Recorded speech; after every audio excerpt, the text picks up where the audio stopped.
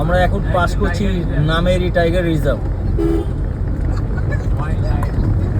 এখানে আজকে আমরা গুয়াহাটি থেকে ভালুকপং যাচ্ছি। এবার পুরোটাই রিজার্ভ ফরেস্টের ভেতর দিয়ে যাব। এখানে প্রায় 15 থেকে 20 কিলোমিটার আমরা রিজার্ভ ফরেস্টের ভেতর দিয়ে পাস করব।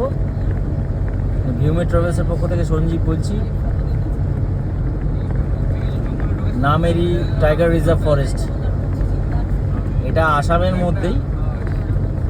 আসামে আরও দুটো জঙ্গল আছে, এক কাজিরাঙা আর দ্বিতীয় হচ্ছে মানস।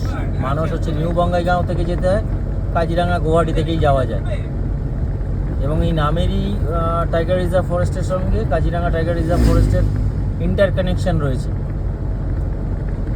এখানে দাঁড়ানো বারণ, হাই স্পিড গাড়ি চালানো বারণ।